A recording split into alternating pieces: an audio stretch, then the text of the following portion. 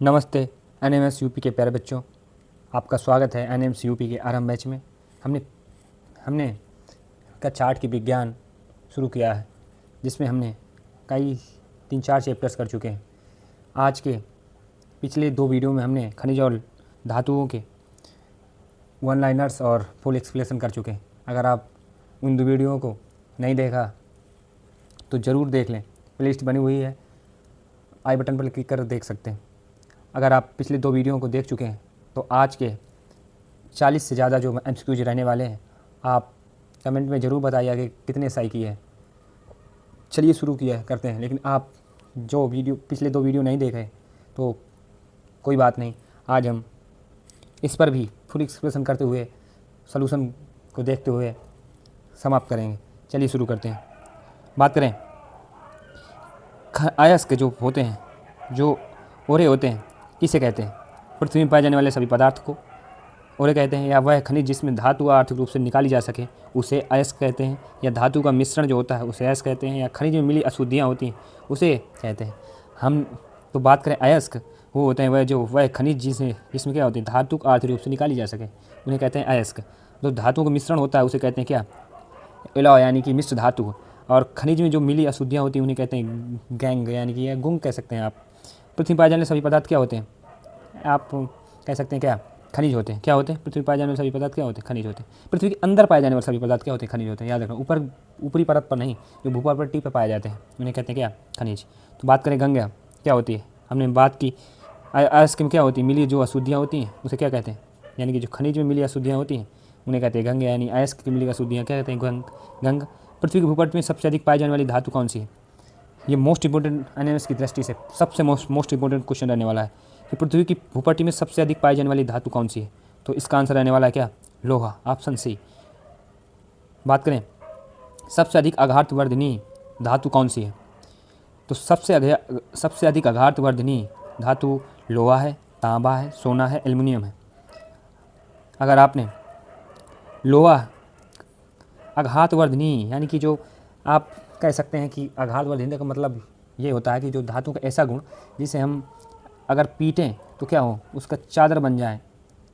धातु का अगर पीट दें हम तो उसकी चादर बन जाए, यानी कि तो ऐसी कौन सी धातु जिसकी सबसे अधिक आघातवर्धनीता है? आप समझ में आ गया होगा आघातवर्धनी का मतलब क्या है। तो आघातवर्धनीता सबसे अच्छी आघातवर्धनीता सोना में पाई जाती है, क्योंकि सोनों को पीट कर हम बहुत अच्छी चादरें बना देते हैं। सर्वोत्तम विद्युत चालक धातु कौन सी है? तांबा है, सोना है, एल्युमिनियम है, चांदी है। हमने बात की थी क्या, जो चांदी है वो सबसे अच्छा विद्युत चालक है, यानी कि विद्युत का सुचालक है। तो आंसर इसका रहने वाला है डी। इसके बाद क्या होता है, तांबा होता है, और इसके बाद भी फिर क्या होता है, एल्युमिनियम होता है। अगर क्रम की पूछे तो सर्वोत्तम विद्युत का चालक क्या है, चांदी है, यानी कि डी। फिर क्या होता है, तांबा पाया जाता है, फिर एल्युमिनियम पाया जाता है। बात करें कौन सी एकमात्र धातु है समान ताप पर द्रव अवस्था में होती है? धातु, हमने एकमात्र धातु की बात करें तो क्या होता है, पारा यानी कि मरकरी। Hg जो होता है वो क्या है, एकमात्र ऐसी धातु जो क्या है, द्रव अवस्था में पाई जाती है। तो इसका राइट आंसर होने वाला ऑप्शन बी। ये आज के ये जो एमसीक्यूज रहने वाले हैं, ये एनएमएस के लिए बहुत ही ज़रूरी होने वाले हैं। तो आप इन्हें ज़रूर याद कर लें या कहीं लिख लें, कुछ भी करें, लेकिन आपको आने ही चाहिए। ये मोस्ट इम्पोर्टेंट है। धातु को ठोकने पर जो आवाज़ आने के गुण को क्या कहते हैं? तो जो धातु को ठोकने पर आवाज़ आती है उसे कहते हैं क्या, ध्वनिकता। तन्यता तो हमने बात की, तन्यता का मतलब क्या है, धातु में तन्यता पाई जाती है जिससे धातुओं को खींच कर क्या तार बनाए जा सकते हैं, जैसे कापर के तार, एल्युमिनियम के तार, कुछ भी बनाया जा सकता है। आघातवर्धनीता का मतलब अभी हमने समझाया है कि क्या होती है, धातुओं को पीट कर जो चादर बनाई जाती हैं तो उसे कहते हैं क्या, आघातवर्धनीता। ध्वनिकता का मतलब क्या है, जिस पर पीटें अगर तो क्या होती है, आवाज़ उत्पन्न होती है ना, जैसे हथौड़ा मारे लोहे पर क्या होती है, आवाज़ उत्पन्न होती है, इसे कहते हैं ध्वनिकता। बात करें चलकता, यानी कि जो विद्युत के सुचालक होते हैं, यानी कि विद्युत इस पर प्रवाह हो, ऊष्मागतिज प्रवाह हो, क्या कहते हैं, धातु में गुण पाए जाते हैं। लेकिन हमें कह रहा क्या, धातु को ठोकने पर जो आवाज़ आए तो उसे कहते हैं क्या, ध्वनिकता। याद रखना। सबसे अधिक तन यानी कि डुक्लेटाइल धातु कौन सी है? सबसे अधिक तन यानी कि अगर धातुओं को खींचा जाए तो क्या लम सबसे अच्छी तार किस धातु के बनते हैं, इतना याद रखना। तो सबसे अच्छी तार सोने के बनते क्या, इसका आंसर सी रहने वाला है। ये सब बात करें कौन सी अधातु विद्युत की सुचालक है? एकमात्र ऐसी ही अधातु है, क्योंकि धातुएं सब होती हैं क्या, विद्युत की सुचालक। केवल एक ऐसी ही अधातु है जो क्या होती है, सुचालक, अधातु की बात कर रहे हैं, क्योंकि अधातुएं क्या होती हैं, हमेशा ठोस द्रव गैस में हुई होती हैं। धातुएं हमेशा ठोस होती हैं, अधातु हमेशा ठोस द्रव गैस में ही पाई जाती हैं। लेकिन एक ऐसी अधातु भी है जिस पर अगर विद्युत का प्रवाह होता है, उसका राइट आंसर होने वाला है क्या, ग्रेफाइट। ग्रेफाइट ऐसी एक अधातु है जिसमें क्या विद्युत का प्रवाह हो सकता है। सबसे कठोर प्राकृतिक पदार्थ कौन सा है, तो सबसे कठोर प्राकृतिक पदार्थ कौन सा है, तो बात करें ग्रेफाइट, लोहा, हीरा या सिलिकॉन, तो इसका राइट आंसर होने वाला है क्या, सी, यानी कि हीरा। हीरा क्या है, सबसे पृथ्वी में पाया जाने वाला सबसे प्राकृतिक कठोर पदार्थ है। बात करें कौन सी अधातु में चमक पाई जाती है, ये भी एक क्या है कि धातुओं के गुण होते हैं, क्या चमक पाई जाती है, तन्यता का गुण होता है, घातवर्धनता पाई जाती है, और बहुत सारे गुण होते हैं।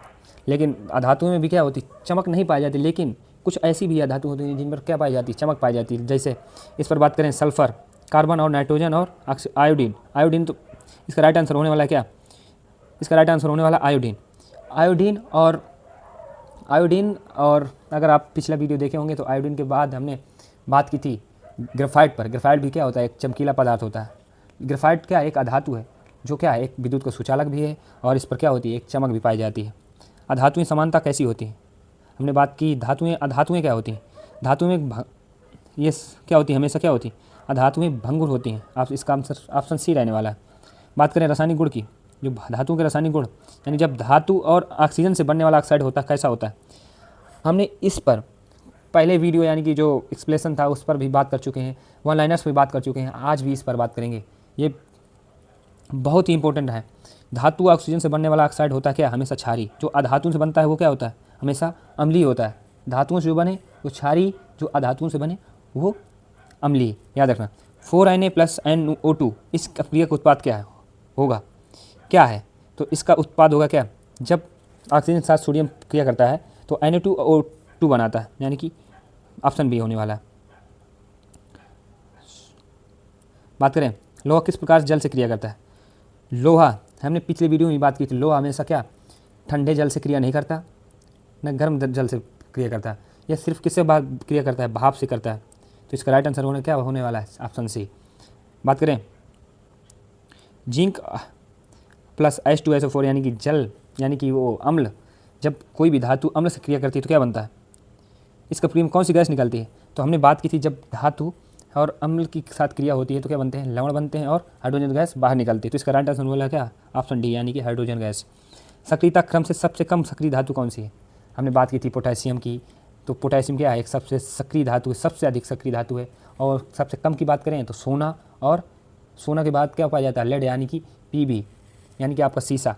तो इस पर सीसा ऑप्शन में नहीं है, ऑप्शन में क्या है, सोडियम, जिंक, सोना और आयरन। तो इसका आंसर होने वाला है Au, यानी कि क्या होता है, Au का मतलब क्या होता है, Au यानी कि सोना। तो ऑप्शन सी होना क्या होगा राइट आंसर। अगर सोना ना होता, अगर लेड दिए होता यानी Pb दिए होता तो क्या होता, सीसा दिए होता तो भी सीसा होता, क्योंकि सीसा सोने के बाद आता है सक्रियता श्रेणी में।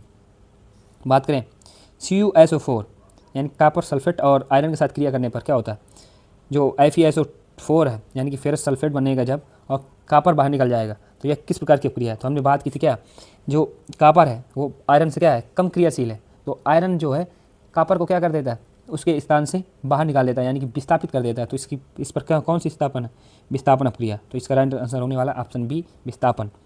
बात करें अधातुओं की रासायनिक गुण की, तो अधातु होते हैं ऑक्सीजन से बनने वाला ऑक्साइड कैसा होता है, हमने बात की क्या, धातुओं से जो बने ऑक्साइड होते हैं वो क्या होते हैं, क्षारीय होते हैं। जो अधातु से बने ऑक्साइड होते हैं वो क्या होते हैं, हमेशा अम्लीय होते हैं। क्या होते हैं, अम्लीय। तो option see the right answer. ये बहुत ही इंपॉर्टेंट है, धातुओं से बने ऑक्साइड क्या होते हैं, हमेशा क्षारीय, और जो अधातुओं से बने ऑक्साइड होते हैं वो क्या आते हैं, अम्लीय होते हैं। धातुओं से क्षारीय और अधातुओं से अम्लीय, याद रखना। कार्बन डाइऑक्साइड + H2O इस अपक्रिया में क्या उत्पाद होता है, या कोई भी अधातु जल से क्रिया करती है तो क्या होता है, H2SO4 बनेगा। क्या बनेगा, H2SO4। H2 + Cl2 यानी कि जब कोई भी आप कह सकते हैं क्या होगा, तो इस क्रिया में क्या उत्पाद बनेगा, तो क्रिया में उत्पाद हमेशा क्या बनेगा, हाइड्रोक्लोरिक अम्ल, यानी कि जब ऑप्शन सी। बात करें धातुओं और अधातुओं उपयोग की, तो विद्युत तार बनाने के लिए सबसे अधिक कौन सी धातु उपयोग होती है, सबसे अधिक की बात करें तो क्या होती है, तांबा। और सबसे अच्छी सुचालक जो होती है वो क्या होती है, चांदी। याद रखना। बल्ब का फिलामेंट किस धातु का बना होता है, बल्ब का फिलामेंट आपने पढ़ा ही होगा क्या होता है, टंगस्टन का बना हुआ होता है। बात करें, और टंगस्टन का सबसे अधिक गलनांक होता है, ये भी याद रखना। हवाई जहाज़ बनाने में कौन सी धातु उपयोग की होती है? लोहा, तांबा, सोना और एल्युमिनियम। तो इसका राइट आंसर होने वाला ऑप्शन डी, क्या? हवाई जहाज़ बनाने में हम एल्युमिनियम का प्रयोग करते हैं। जल का शुद्धिकरण में कौन सी धातु उपयोग होती है? सल्फर, क्लोरीन, फास्फोरस और आयोडीन। तो हमने इस पर बहुत ही डिटेल से बात की हुई है कि जल का शुद्धिकरण कैसे होता है पहले वीडियो में। तो जल का शुद्धिकरण में हम क्लोरीन का उपयोग करते हैं। बात करें नेक्स्ट क्वेश्चन की, यानी कि ऑक्सीजन यानी O2 का प्रमुख उपयोग क्या है? उर्वरक बनाना, श्वसन और जलाने में, माचिस बनाना या PVC बनाना। आप सब जानते हैं कि ऑक्सीजन का उपयोग हम कहाँ सांस लेने में करते हैं और ईंधन को जलाने में करते हैं। अगर ऑक्सीजन ना हो तो क्या हो, हम सांस न ले पाएँ और हम कोई भी चीज़ जला ना पाएँ। बात करें पेंसिल की जो लीड किस धातु की बनी हुई होती है, यानी कि जो आप पेंसिल लिखते हैं वो किस धातु की बनी हुई होती है, यानी कि जो उस पर एक काला काला रॉड लगा हुआ होता है, तो उसे कहते हैं किस धातु का बना हुआ होता है, किस अधातु का बना हुआ होता है। तो बात करें इसका राइट आंसर होने वाला ग्रेफाइट का। ग्रेफाइट एक क्या है? ऊष्मा का सुचालक, यानी कि इस पर भी बाहर ये क्या है, एक अपवाद है। ग्रेफाइट में हमेशा क्या होती है, ग्रेफाइट एक चमकीली धातु है और ग्रेफाइट में क्या होती है, विद्युत का प्रवाह हो सकता है। याद रखना, चमकीली होती है ग्रेफाइट और इसमें क्या विद्युत का प्रवाह हो सकता है, यानी कि विद्युत आ जा सकती है। बात करें जंग जो होता है, जंग का रासायनिक सूत्र क्या होता है? जंग का रासायनिक सूत्र हमने पिछली वीडियो में लेकिन चर्चा की हुई है, लेकिन बात करें फेरस ऑक्साइड यानी कि FeO। बात करें सी, तो इसका राइट आंसर होने वाला है क्या? B, FeO2O3 into H2O। जंग लगने में लिए कौन से दो पदार्थ आवश्यक है? याद रखना, जब लोहे में जंग लगती है तो उसमें क्या होता है, ऑक्सीजन और जल की आवश्यकता होती है, यानी कि O2 प्लस H2 जब आयरन के साथ क्रिया करते हैं तो क्या बनता है, फेरस यानी कि जंग का सूत्र बनता है। तो इसका राइट आंसर होने वाला है क्या? O2 और H2O, यानी कि ऑप्शन सी। साक्षारण से बचाव की सबसे अच्छी विधि कौन सी है? पानी में डुबोना, पानी में डुबोगे तो H2O के साथ क्रिया करेगा जंग, और अम्ल लगाना, ग्लैविनेशन गर्म करना है। ऑप्शन सी क्या होगा?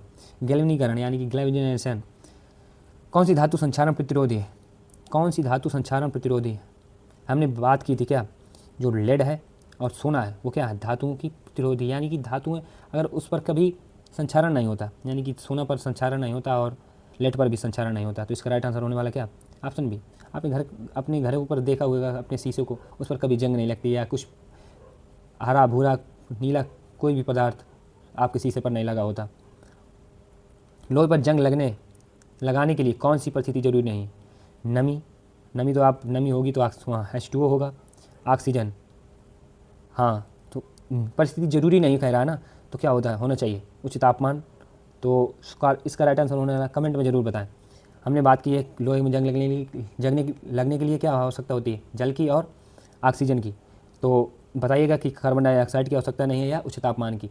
जब आप बात करें, जब उच्च तापमान होगा, इसका राइट आंसर डी होने वाला है, क्योंकि जब उच्च तापमान होगा तो क्या ऑक्सीजन उस पर नमी ही नहीं रहेगी लोहे पर, और तो फिर जंग नहीं लगेगी।